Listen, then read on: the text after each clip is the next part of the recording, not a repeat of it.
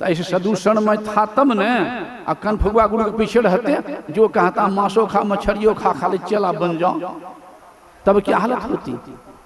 तो कहने के भाव यहाँ यह भी माँ देहात की माँ नहीं जानती थी पुत्र कहाँ गया है, और वह भी माँ सुमित्रा लक्ष्मण की माँ कहती बेटा तुम्हारे भाग्य राम बन जाई, दोसर हेत तात कछुनाई।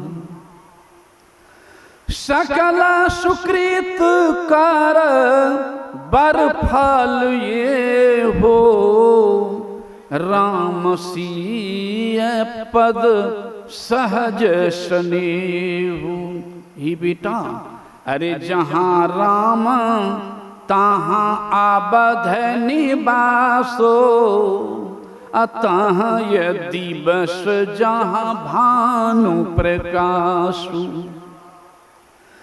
जो पे राम सिया बन जाई, तो अबध तुम्हारे काज कछु नाही। पुत्रवती जुबती जग सोई, रघुबर भक्त जास सुत होई। ना तर बांझ भल वादी बियानी, राम विमुख सुतते ही तु जानी। हे बेटा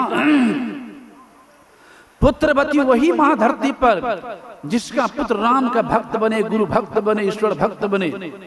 अगर भक्त नहीं हुआ और भक्त हो गया उससे अच्छा था कि वह मां बांध रह जाती। कवि साहब तो यहां तक कह दिए हैं भक्ति करत कन्या भली। कन्या करे पुत्री को, पुत्र नहीं पुत्री है, अगर भक्ति है तो मां पुत्रवान है। भक्ति करत कन्या भली, परंतु साकट भला न पुत्र। साकट का जो मांस मच्छी अंडा बजा खाते हैं, शराब दारू पीते हैं, उसे कहता साकट। भक्ति करत कन्या भली, परंतु साकट भला न पुत्र। छेड़ी कहते बकरी को, छेड़ी के गल गल खाना जामे दूध न मूत। बहुत बकरी दाढ़ी मांस होता है, निचोड़िए नो दूध मिलेगा ना मूत, उसका पुत्र है। इसलिए बेटा जाओ, अरे मेरे दूध को लज्जित न करना, मन लगा सेवा करना। ये बेटा प्रभु को स्वप्न में भी कष्ट नहीं तो सेवा करना। लक्ष्मण कहता मां जब तक जगा रहूंगा तब न सेवा, सो जाऊंगा तब की सेवा करूंगा। अगर तुम्हारी आज्ञा है कि स्वप्न में भी कष्ट नहीं हो, तो आज मैं तुम्हारे सामने प्रतिज्ञा करता हूं कि 14 वर्ष वन में रहना है तो 14 वर्ष तक मैं सोऊंगा ही नहीं, और नहीं सोए। ऐसा भक्त था लक्ष्मण प्रभु राम का। फिर भी वहां क्या कह रहे हैं, आय गुनिसाद ऐसा मत कहो, तुम मेरे प्रभु को पत्ता पर देख रहे हो। ये पत्ता पर मेरे प्रभु की माया है, मेरे प्रभु तो कण कण में व्यापक है। ये दुनिया को दिखा रहे हैं कि मैं भी भोगता हूं, ये दुनिया को दिखा रहे हैं। ये दुख सुख से पड़े हैं, इनको कोई दुख है न सुख है, दुख सुख से पड़े हैं। लेकिन बोले मधुरवाणी में, बोले लखन मधुर मृदु बानी, अज्ञान वैराग भगति रस सानी। काहु न को सुख दुख कर दाता, निज कृत कर्म भोग सुनु भ्राता। हे भाई, किसी को सुख दुख किसको देने वाला नहीं है। सबों को अपने ही कर्म के आधार पर सुख की प्राप्ति होती है, दुख की प्राप्ति होती है। कोई किसी को सुख दुख देने वाला नहीं है। मेरे प्रभु तो क्या दुनिया को दिखा रहे हैं कि लोग चेते संभर जाए, अधर्म से बचे, पाप से बचे, कुकर्म से बचे। इसलिए भगवान दिखा रहे हैं कि मैं भी भोगता हूं। जब महापुरुष दिखा रहे हैं तो हम लोग किस गिनती में हैं? इसलिए सभी संतों ने कहा कि चेतो, तो चेतने का मौका कहां मिलेगा? इसलिए यह सत्संग में ज्ञान देता है कि कैसा कर्म करो और कैसे कर्म से बचो। इसलिए कहा अपनी अपनी करनी सुन चुके हैं। द्रौपदी ने एक बित्ता की साड़ी बांधी थी भगवान की उंगली में, मात्र एक शब्द बोली थी, अंधा का बेटा अंधा, दुर्योधन को एक शब्द, वह पाप हो गया, जिसके चलते घसीटी गई भरी सभा में। एक बित्ता की साड़ी बांधी थी भगवान की उंगली में, भगवान की उंगली कट गई थी सुदर्शन चक्र से शिशुपाल के वध के उपरांत। तो वहां पर द्रौपदी ने कीमती साड़ी फाड़ करके भगवान की उंगली में बांधी थी। तो भगवान कहे थे कि द्रौपदी, तुमने हमारी सहायता की साड़ी से, समय आने पर मैं भी तुमको सहायता करूंगा साड़ी से। वहां द्रौपदी हंस गई कि मैं राज रानी, मुझे कौन सी कमी जो हमको सहायता लेना पड़े साड़ी की। देखिए भगवान न जानते थे कि कहां पर जरूरत पड़ेगी साड़ी की और कौन देगा, भगवान जानते थे। और वहां पुकार लगा रही है, दुख हरो द्वारिका नाथ, शरण में तेरी बिनु काज आज महाराज लाज गई मेरी। दुशासन वंश कुठार महा दुखदाई, कर पकड़त मेरी चीर लाज नहीं आई। पांचों पति बैठे मौन, कौन गति होई, ले नंद नंदन को नाम सभा में द्रौपदी रोई। जब तक पुकार रही दुख हरो द्वारिका नाथ, तब तक भगवान नहीं आए हैं। पांचों पति वहां मूड़ी गोत लिया है, कोई नहीं बचा पाया है 10-10 हजार हाथी के बल रखने वाला। लेकिन भगवान कहे थे ना कि मैं भी तुम्हें सहायता करूं साड़ी से। तो भगवान ने सहायता किया, लेकिन कर्म के आधार पर, कर्म के आधार पर भगवान साड़ी बढ़ा दिए हैं। 10,000 हाथी का बल खत्म हो गया, सारी खत्म नहीं हुई। एक कवि को कहना पड़ा कि नारी है कि सारी है, और सारी है कि नारी है, और नारी बीच सारी है कि सारी बीच नारी है। और पते न चला, उबार हो गया।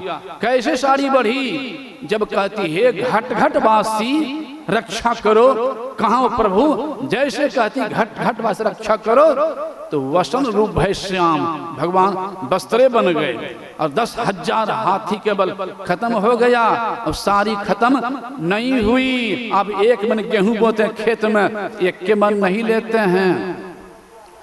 10 किलो मकई रोपते हैं, 10 किलो नहीं लेते हैं। एक खो आम गाछ लगाते हैं, एक ठो आम नहीं, लाखों आम लेते हैं। उसी तरह से अगर थोड़ा पुण्य करेंगे तो बहुत गुना सुख, अगर थोड़े थोड़े पाप हो रहा है तो बहुत गुना हो करके सुख दुख आएगा। इस संत कहते हैं चेतो, इसलिए वहां कहते हैं अपनी अपनी करनी और अपने अपने साथ, अपने अपने साथ करे जो आगे आवे। बाप के करनी बाप पुत्र के पूते पावे, जोरू के जोरू फले खसम के खसम को फलता। अपनी करनी श्वेत जीव सब पार उतरता। नेकी बदिय संग, नेकी बदिय संग और न संगी कोई। सोचो बूझ विचार संग ये जही दोई। पलटू करनी और के नहीं और के साथ, और अपनी अपनी करनी और अपने अपने साथ। तो बचने का उपाय कुछ है? जो गलतियां हो गई, ये पाप हो गया, तो दूसरे पद में कहा कर्म बंधा संसार, तो बंधाव आय के, और बंधा जमपुर जाए तो कर्म के फांस। कोई नहीं सके छुड़ाए, रस्सा मोट है, कुछ उपाय तो हारे पलटू सतगुरु डारे काट, तो नाम के डोर से एकमात्र उपाय। सतगुरु काटे डाट नाम के डोर से। जब ही नाम हृदय प्रियो, वो ध्वन्यात्मक नाम से है। जब ही नाम हृदय परियो तो भयो पाप को नाश, जैसे चिकनी आग की भयो पुराना घास।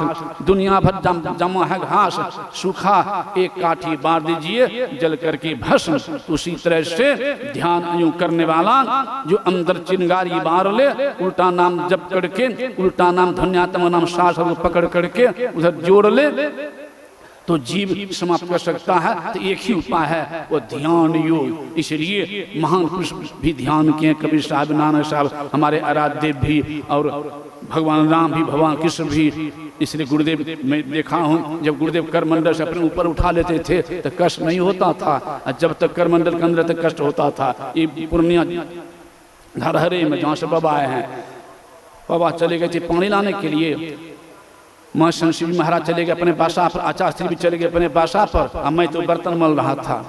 और गुरुदेव उठना चाहे, दिखाए दुनिया को मैं भोगता हूँ, गिर गए नीचा, दाढ़ी फट गई थी, डॉक्टर बुलाया गया, सिलाई की गई, जैसे ने कपड़ा सीता है हूँ, हाँ कुछ नहीं, गुरुदेव मस्ती से बैठे हैं। भागलपुर भी ले गए, कड़ेक हो गया था वेदानंद झा के यहाँ। गुरुदेव ने कहा मैं जीवन नशा नहीं लिया हूँ, इस नशा नहीं देना है, जो ऐसे कीजिए। वैसे ही सब कुछ किया, गुरुमत चले गए समाधि में, जो करना है करो शरीर को।